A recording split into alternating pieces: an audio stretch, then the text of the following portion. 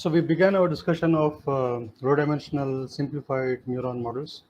So yesterday we looked at the Fujinoko model, which is a reduced version of the Hodgson-Huxley model. It's a two-variable model, and we have shown that using simple phase plane techniques, you can show that the neuron has several interesting dynamical properties. So for low current or for zero current, it has excitability property. As you increase current beyond the first threshold, it shows limit cycle oscillations. And if you go beyond the first threshold, and cross the second threshold, right, you'll find depolarization. It's a fixed point state where the neuron stays in a high voltage level. It's as a stable node. Then we also showed that there is a fourth regime, which can also be obtained by just choosing your parameters such that the two nullines, the V nullline and W nullline, intersect at 3 points. So then you have 3 stationary points or fixed points. The points on the flanks are stable. The middle one is a saddle node. Right. In this case, we have seen that it's a bistable system, and right, it can serve as a memory. And we have also mentioned that such neurons do exist in the brain, many places, primarily lots of places in the cortex. Some pyramidal neurons have this kind of property. The other one is in striatum. Now let us look at another model of similar kind, the Morris-Likar model or ML model. So this model is a model of barnacle muscle fiber. So barnacle, I don't know if you've heard of this little sea creature called water creature called barnacle. So this thing is like a shell. It's a sessile creature. It doesn't move. It just latches onto a surface and catches whatever nutrients or small organisms, microorganisms that pass by, then captures them and eats them and survives like that. You might have heard of Barnacle in Tintin comics because Captain Haddock keeps swearing billions of blistering barnacles. So this is that barnacle. So the muscle fiber of barnacle was analyzed, and muscle fibers are also electrically active cells. So there are several tissues in the body. These are called excitable cells or excitable tissues. Neuron is only one example. The other examples are, there are 3 more examples, which are all muscle cells. So there are 3 kinds of muscles: skeletal muscle, cardiac muscle, and smooth muscle. Skeletal muscle is what constitutes what you call muscle, your biceps and all that. Cardiac muscle is the muscle of the heart. And the third kind of muscle is smooth muscle, which is found in your gut, in your vascular system, your circulatory system, and all that. So this is a model of barnacle smooth muscle fibers. It has 3 kinds of currents. One is a calcium current with an activating variable M, right, and that is the gating variable. Then there is a delayed rectifying potassium current, which is activating gating variable W, and there is a leakage current.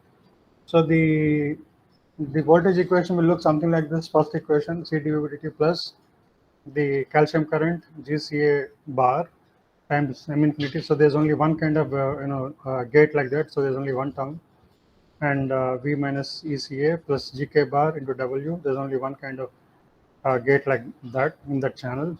So just this W. There's no powers of W times V minus EK plus GL times V minus EL. The whole thing is equal to external current. Now this is the main voltage equation.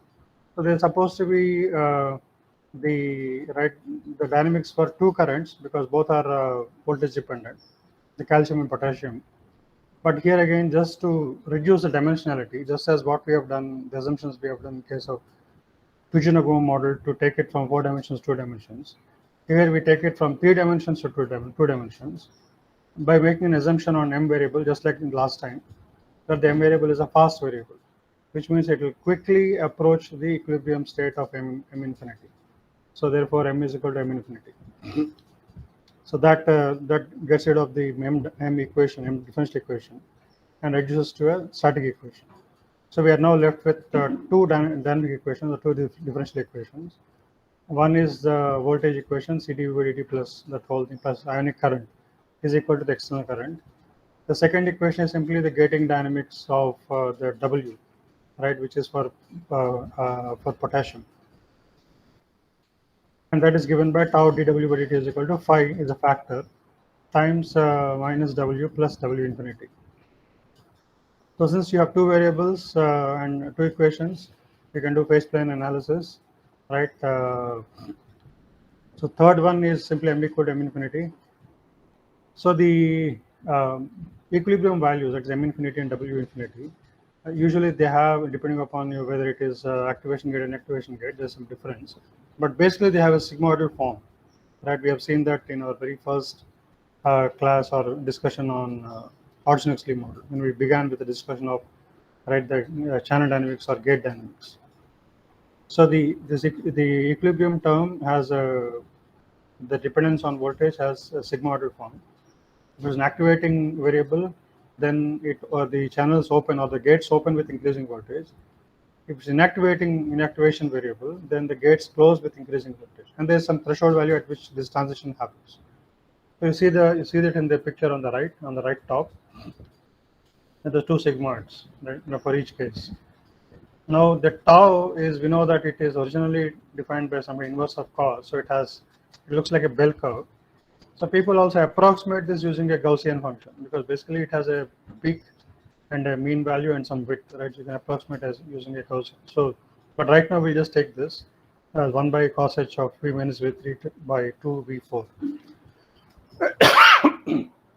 So you have two null lines. One is when dv by dt is equal to 0, other is when dw by dt is equal to 0.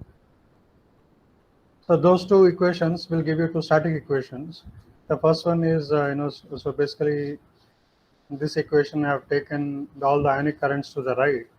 So that whole expression then is set to 0. So you have basically IA minus all the ionic currents is equal to 0. There's the first null line, there's a V null line. The second null line is given by dw by dt is equal to 0, which means simply W is equal to W infinity, right? So that is the second one, W equal to W infinity.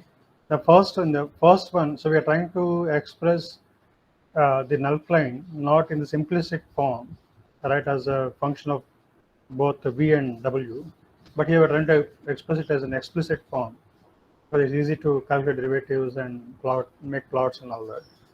So if you take out W from the first equation and bring it to one side, you get this whole thing. I know with the numerator and denominator. So with these two functions, we can make a phase plot and look something like this. So again, V null line, interestingly, so has a very similar form as what we got in case of Fujinagumo model. So remember that the currents there, the channels there are somewhat different. So there it is sodium and potassium initially, and which we reduced. But here it is calcium and potassium, but again which we reduced. But interestingly, the voltage null line is very similar. It's an inverted N shape. The second null line, which is the W null line, in case of Fujinagumo is a straight line. It's linear. Whereas in case of Maurice-Lacquer, it also has a sigmoidal function, because this comes from this W is equal to W infinity, and W infinity has this sigmoidal form. So now if you look at the intersection of these two null lines, just like last time, other than the fact that the W null line is a sigmoid, right? The intersection point is, so here also you can divide the V null line into three parts or three branches. So up to this point, you have one branch, which is branch 1. From the minimum point to the maximum point, you have the second branch, which is branch 2. From the maximum point beyond, you have the third branch, which is max 3.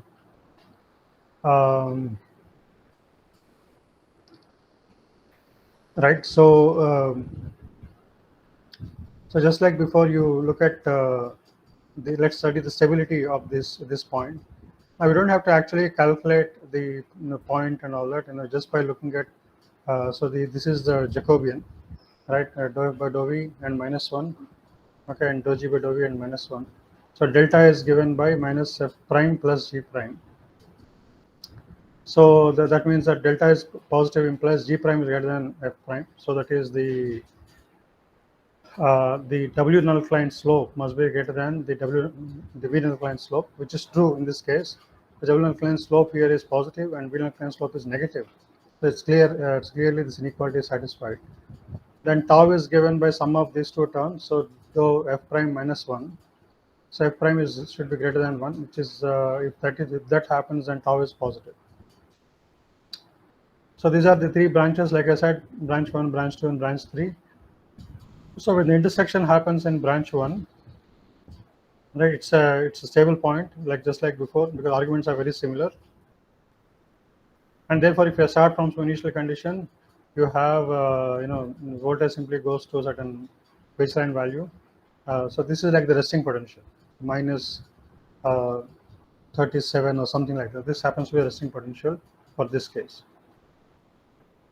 Now, if you increase the current further, so in this case, in the range of 69 to 217 picoamperes, right? These are the kinds of numbers that are meaningful for the barnacle muscle fiber.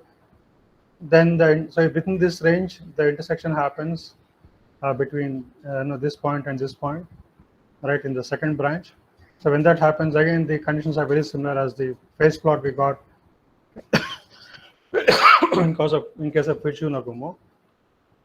This is what is beautiful about phase plot analysis, because although the underlying biology is quite different, the combination of channels is quite different.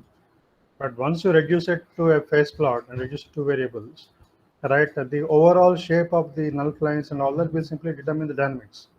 You don't have to get into the details of, right, where is the intersection point and all that. The qualitative nature of the null lines and the intersection points will simply determine the dynamics, the qualitative nature of the dynamics. So since the null lines are so similar, compared to Fujii-Nagumo, the dynamics is also very similar. Right, for small current, it shows fixed point. It has a fixed point at a low voltage. For slightly higher range of currents, the intersection happens in branch 2. Therefore, you have oscillations. These are limit cycle oscillations. And if you increase current further beyond 218 picoamperes, the intersection takes place beyond this peak. So in branch 3. And so when that happens, the voltage stabilizes at a high value. This is like the depolarization. So here also actually you can get a lot more dynamical regimes and behaviors, but I'm not discussing all the possibilities. For example, you can always choose the numbers so that right, the intersection point can happen at 3 points. Okay, so just like in the previous case, so you'll have 3 fixed points, and you can think of these two as stable and middle one as saddle node. We need to analyze that. I cannot just say it. We need to analyze that. But those kinds of things are possible, and you can have even more complicated situation because of the sigmoid nonlinearity compared to the straight line of the Fujii-Nagumo. You can have something like, sorry, it's not very accurate, but since it's a sigmoid, and the sigmoid and n-shaped null line can intersect at 5 points, 1, 2, 3, 4, 5. So it has even more complex dynamics because of all that. So a lot of interesting dynamics is possible even in case of Morris-Lekar model, which has an inverted n-shaped null line and a sigmoidal null line. I'm only looking at 3 cases. That is, for low current, you have a stable point which is at a low voltage. For intermediate range of current, there is limit cycle behavior, and beyond that current value, you have again a stable point, a stable node, which gives you a high voltage which is high value. This is like depolarization. So there is a third model which I'll skip. Again, follows very similar arguments. This model is described in Izhikevic's textbook called Dynamical Systems in Neuroscience. If you want, you can look at it. If you specifically want more details about it, I can explain to you one-on-one. Okay, so what we see here is, so we have seen 2 models, 2 simplified neuron models. What we'll do now is try to extract some general lessons right from these 2 models. So because you can see that there are some common factors. Although biologically they are very different. The first one is derived from Hodgson-Huxley model, which is actually a model of squid axon, right? Whereas the Morris-Lekar model is actually a muscle, not even a neuron. That it comes from the barnacle. So biologically they're very different. Even in terms of neurochemistry and ion channel composition, they're somewhat different. Right? One has there's no sodium channels in barnacle muscle. Right? It's a calcium and potassium. Maybe the potassium channel is also quite different. But Once you do the reduction and write down the phase plot and look at the null lines, there are certain common behaviors, right? So one of the objectives of our search is to come up with some kind of a canonical neuron model, a generalized neuron model, right? Where this simple neuron model, which has a bunch of parameters, right? Simply by choice of different parameters, you should be able to make that neuron behave like a wide variety of real neurons. I don't want to come up with a different neuron model for a different neurons. I want to have a very generic neuron model, which I can simply calibrate by choosing the parameters properly, and make that same neuron model behave like a bunch of different real neurons. And that's good theory, right? Coming up with a different model for different things is not great theory. So is that possible? So it is indeed possible, right? That's what is shown by this so-called Izikevich two-variable neuron model. So let us discuss that now. In order to motivate that, in order to figure out how to even approach that problem and how to go about creating such a neuron model, let us quickly review the two neuron models that we have discussed so far. That is a simplified neuron model, that's Fujino-Nagumo and Morris-Lecker. See what is common to both of them and see how you can abstract out, right, some simplified features from these two and define that kind of a simple neuron model. So if you look at the Fujino-Nagumo neuron, right, what we had there is an inverted N-shaped null line, the V null line. Then the second null line, which is the W null line. All that we have done is we're varying the current. The V null line kept on getting pushed up. It went up and up, and the intersection points changed, right? And based on the intersection point, whether it happens in branch 1 or branch 2, etc., you get different kind of dynamics. Now, most importantly, what we need in a neuron model, like I kept saying this even from one of the early classes, which is that a neuron is in two states, right? One is a resting state, another is an excited state where it produces spikes. Okay, so in case of resting state, the voltage is simply,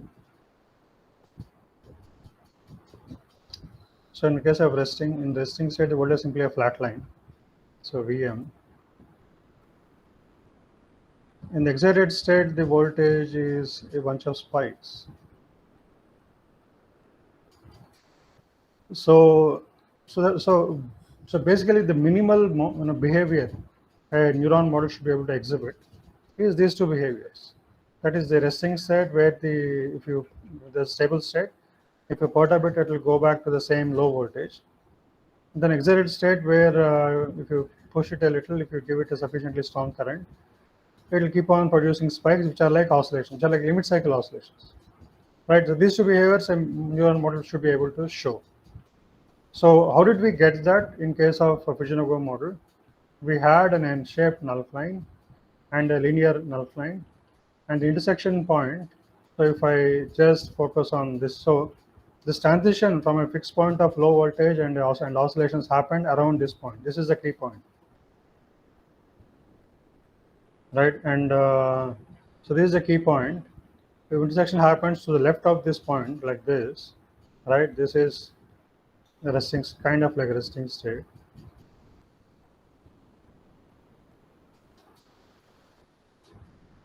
And if the intersection happens to the right of this point, and that is, say, your oscillations, or in neural terms, it is like spikes.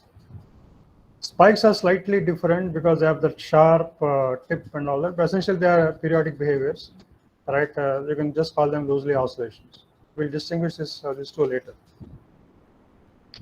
So a neuron model should be able to show these things. The other things like bistability and depolarization, let's say they are all extra. This is a minimal behavior neuron model should be able to exhibit. How did we get the same thing in the ML model? Again, the same story, right? There is a inverted N-shaped null line, which is a voltage null line. Then there is sigmoid null line, which is a null line for the second variable. All that we have done is, right, to decide where this intersection will take place. The intersection happens in branch 1, right? You get again resting state. The intersection happens in branch 2. You get oscillations or spikes. So okay, so there's something very similar. In fact, so all that the whole crucial area, place of action is really this part around this minimum point. All that you need is define a neuron model where there is some kind of one null line should have a minimum, right? And the second null line can even be a straight line. And whatever parameter that you use, let's say your current, should simply control the intersection point. For small current, intersection point should happen to the left of this point, high current should happen to the right of this point. If a neuron model can capture this, it will give you the basic behaviors, right? So the idea now is, why not search for that kind of a neuron model, which will give you these two basic behaviors. So that search gives us, right, a simplified two-dimensional model, which was proposed by Izhikevich, a guy called Eugene Izhikevich. So it's also popularly called Izhikevich model. So just to repeat again, in Fujinagumo we had the inverted N shape, and everything is happening around this minimum point, right? Now, if you notice that if you just wanted these two behaviors, and if you are not very keen on the depolarization part, you're not very keen on the branch 3 business, I don't even need this branch 3. I don't need this maximum point, all that, right? So therefore, why do I need an N-shaped or inverted N-shaped null line? I just need a curve which has a minimum. So I don't even need a cubic. I just need a quadratic. That's enough, right? So by the V null line, which is a quadratic function, that's enough, right? And then the second null line, all that it has to do is determine the intersection point with respect to this minimum point.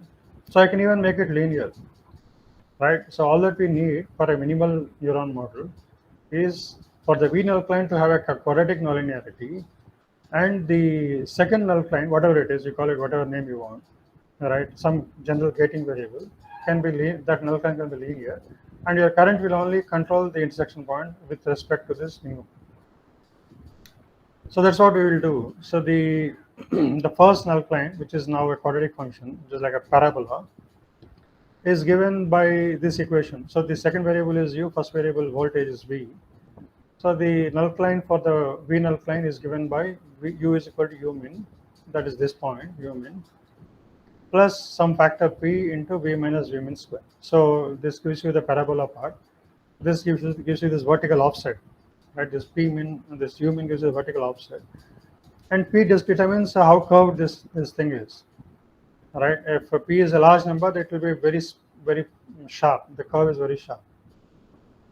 Then the second equation is a linear equation. So we just say u equal to some factor s times v minus v naught.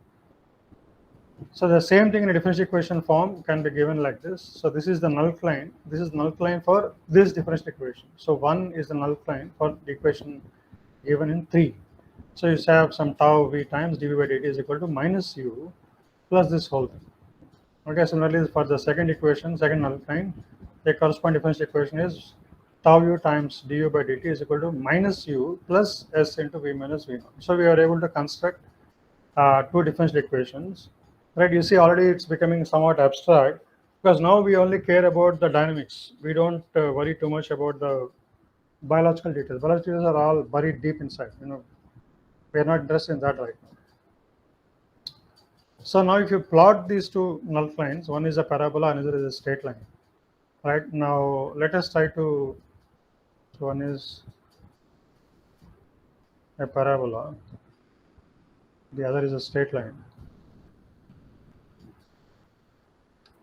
So now let us try to understand the overall flow of the vector field inside this. And you can see that here also, even though it's very simple, right, you have we're able to divide this into 4 regions, right? So 1, 2, 3, and 4. The whole plane is divided into 4 regions. Let us try to have an understanding of what the flow is like in these 4 regions. So now you see that this is the null line. If you go above this curve, right, that means if you increase u, since u comes in like minus u form here, so it becomes negative. So above the v null line, du by dt is negative. So let us write this down here. So v dot is negative here, v dot is negative here. Similarly for the u null line, right, again here also u appears in minus form here. And so if you go above this line, right, it becomes negative. So above this line, u dot is negative. So u dot is negative. And so therefore, below this line, u dot is positive here. So and also below the v null line, v dot is positive. Here also v dot is positive. So with all this, what do we have? So here v dot is positive, e dot is positive, so it is right and upwards. Here v dot is negative, and so left and upwards. U dot is positive, left and upwards. And so here both are negative, so left and downwards. Here v dot is positive, u dot is negative, so it is right and downwards. So kind of you can see some kind of circulating flow around this fixed point. So all sounds good, but there's one problem which we haven't addressed so far. This problem didn't arise in the Piccinino model or in Morris-Legard, but it does arise now in this case. You see that, so here inside this region, u dot is positive, v dot is also positive. So if I start from anywhere here, what will happen? My v dot is positive. Also assume that v dot is higher than u dot in magnitude. Then I keep on going like that. I keep on going, keep on going. Where does it end? It doesn't end. I can keep on going. In fact, if I go farther and farther, the magnitudes keep going up, right? Because v dot increases as square of v and u, square of v. So I keep on going off to infinity, which is a problem because if you want to produce an oscillation or a spike, I should go to some max value and then come back. There's no coming back here because of, whereas in case of Fujinogumo, there was no problem like that. Because if I start from somewhere here, right, and so then if I start from here, I go to this point, and then you remember the arguments, right? So I cannot go beyond this, right, because v dot is positive here, v dot is negative here. So if I start from here, I come back here. If I start from here, I go here. I hit the v null line, and then I climb up, okay, and then I come all the way here, and I climb down. Okay, so there's no problem of this runaway effect.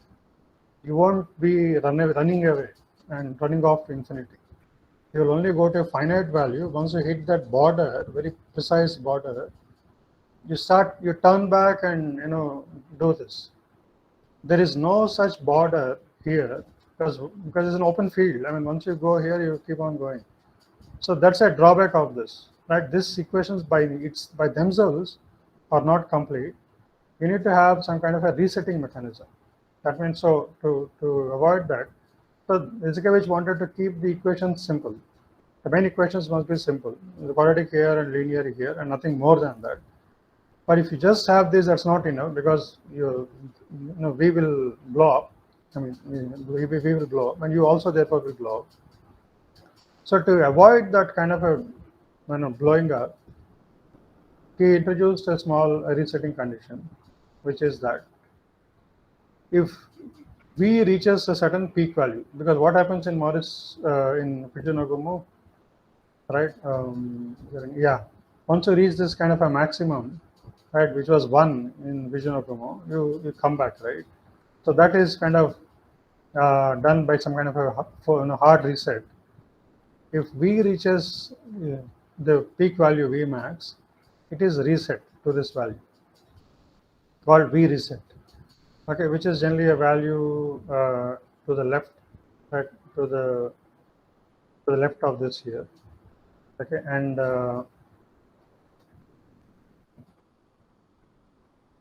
and u is also reset in a slightly different fashion. The v reset is simple because if you look at this, is inspired by Fujinogumo. Fujinogumo, once you hit this max, you come back to this point. This is like some kind of negative, and then come to the resting state. So this value to which it's sort of reset to a slightly large negative value, and after that it slowly comes back to the resting state, which is this, or which is this point, right? So it is reset to some negative value. whereas u is reset by some height. Okay, by it is, if this is a u axis, w axis, right? You are updating it or incrementing it by some value. That's how u is reset. V is reset to some hard negative limit. Okay, so that's the kind of thing he uses. You can think of it as a hack, but it works out beautifully. It gives beautiful behaviors. So V is reset to this V reset value, a fixed constant. U is reset by incrementing U by a certain value of, by value called U reset. Okay, so now with this additions, the final form of the equations look like this. dV by dt is equal to some in the external current plus V square minus U, because we have all these constant and all here, all that can be simplified, and you can write in a minimal form, so there are minimum number of parameters. Right, the first equation du by dt is equal to I plus V square minus U.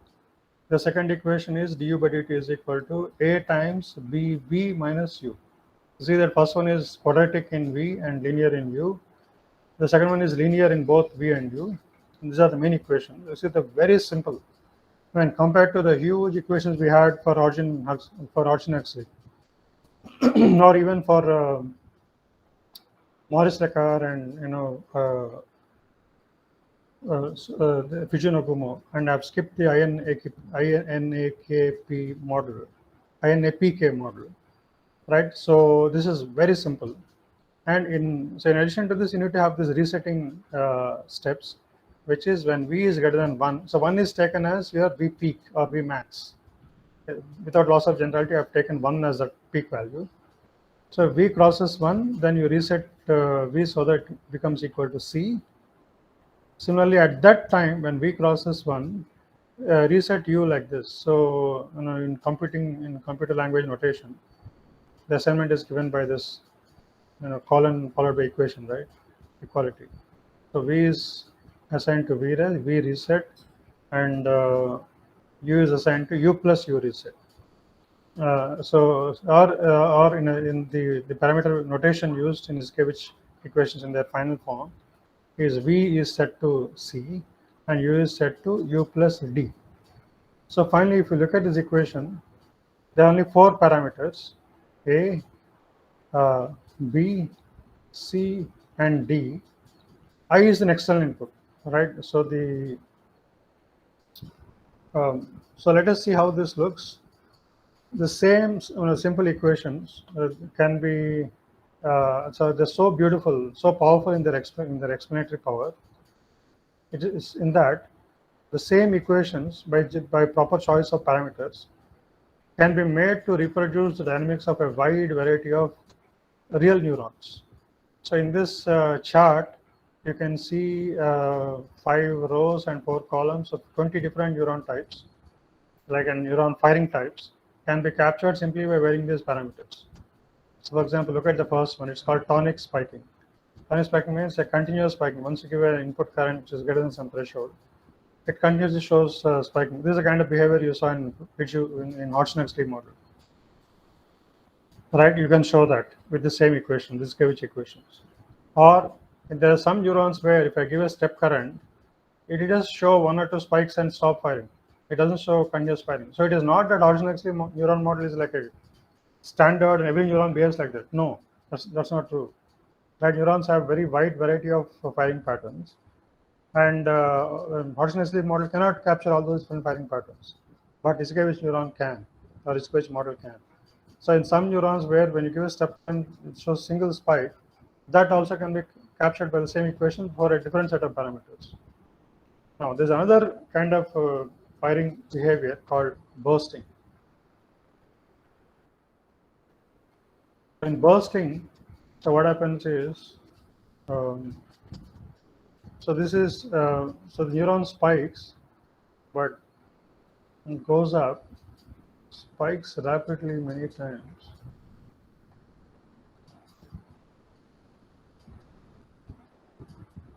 Sorry, my artistic skills are not that great. And then comes down to depolarization. Oh, sorry, the hyperpolarization and all that. And goes up again.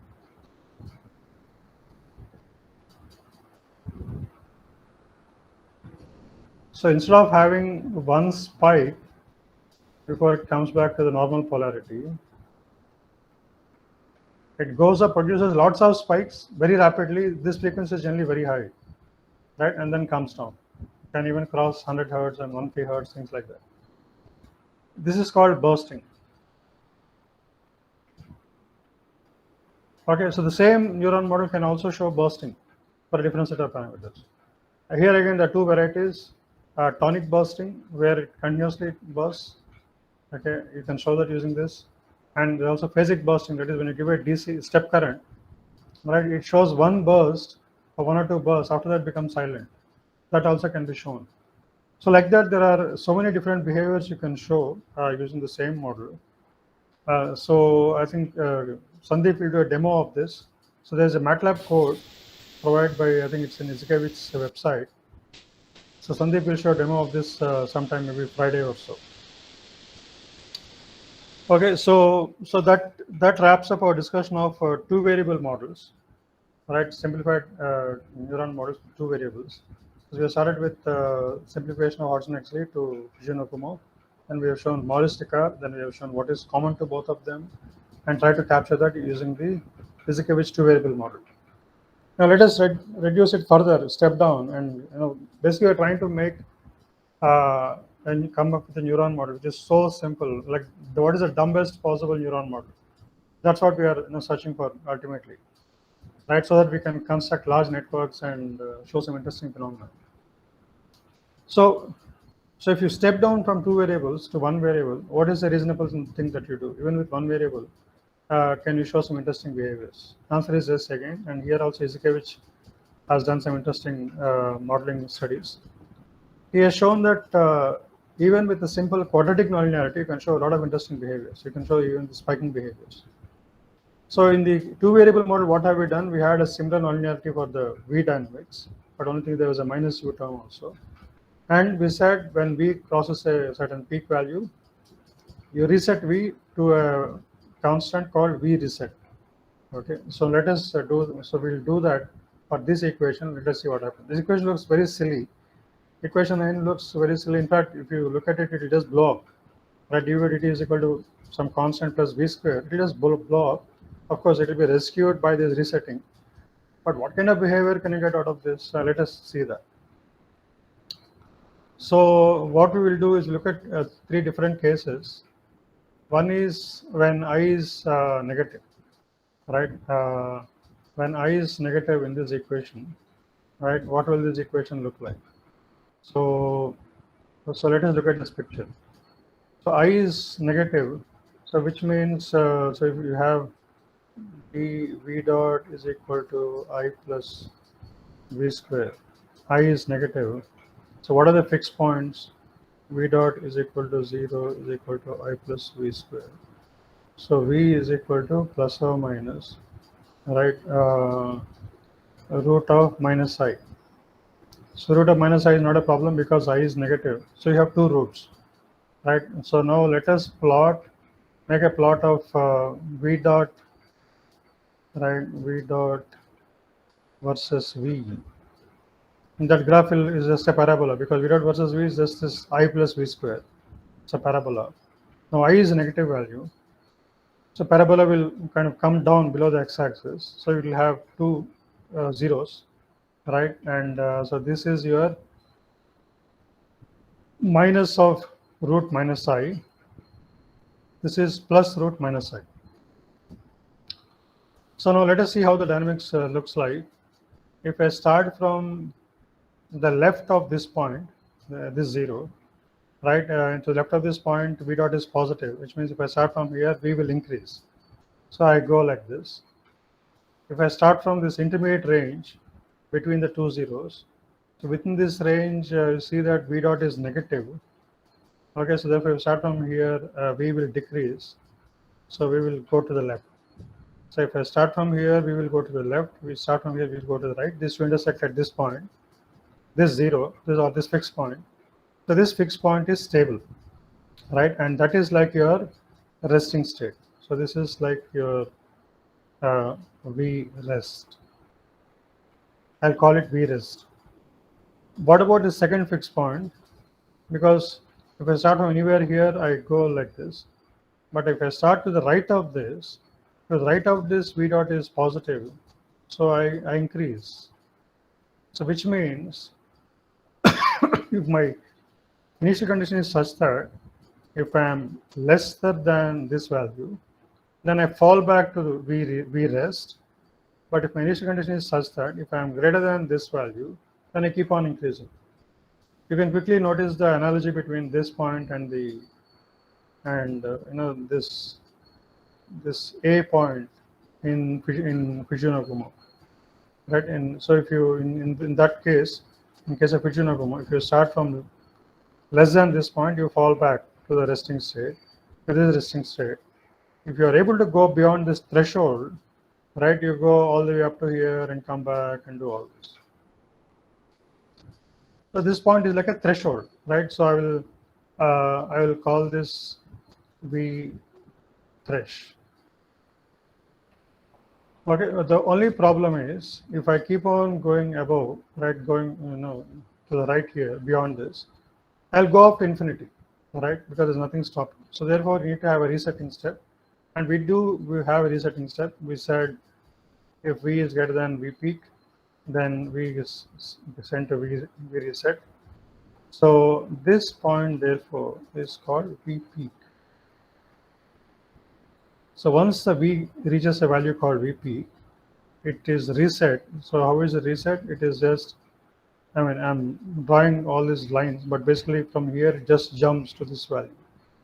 Okay, so that point is V reset. Once you go to V reset, in this range where V dot is positive here, so you come back up to here, go to V rest and stop. So kind of similar to what happens with Fujinagumo, but only thing is the whole thing is happening in one dimension. There's only one variable V. So what's the kind of behaviors you will have here? It shows excitability. That is, if my initial condition is small, that is less than V rest, means it will just come back to V rest. It's greater than V rest, but is not able to cross this threshold value, then again it slips back to V rest, right? But if it is able to cross the threshold value, it will go all the way to certain peak value. This is V peak. And then it's a hard reset, right? I'm just immediately setting it back to V rest. So there's a sharp instantaneous reduction to V rest. And I go to a value which is less than V rest. So this is like your hyperpolarization. This part is like hyperpolarization.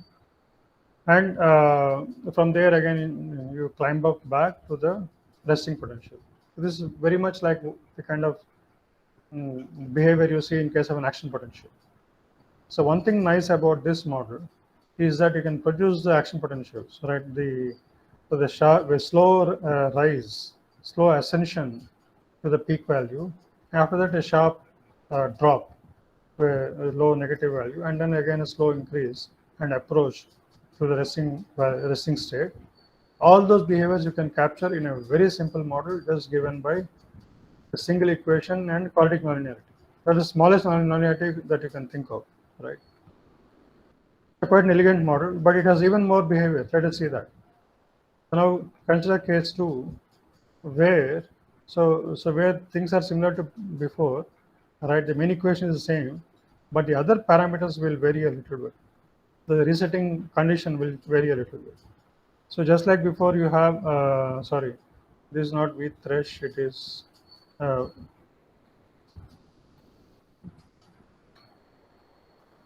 yeah. So if it is when V naught is greater than V threshold, that is, it reaches V peak. So this is V peak. Okay, once it reaches V peak, it is reset, right? And reset to a value of reset. In the previous case, case 1, we reset it to a value which is less than the resting potential. But now imagine what happens if we reset it to a value which is greater than the V threshold, right? This is my V reset now. Okay, so then what happens? Once I cross this value, right, I go to this V peak value and I get reset to V reset, but I am still again in this third region. So again I increase further. I go to V peak, come back to V reset, go to V peak, come back to V reset. I keep on doing this. In the previous case, if you cross the threshold, right, you just may produce one spike and stop. Whereas here, once you cross threshold, it keeps on firing forever. Okay, but what is interesting is, consider what happens if it doesn't cross the threshold. Okay, if it is in this range, it will come back to the resting state. If it is in this range, it will come back to the resting state. Resting state is still positive.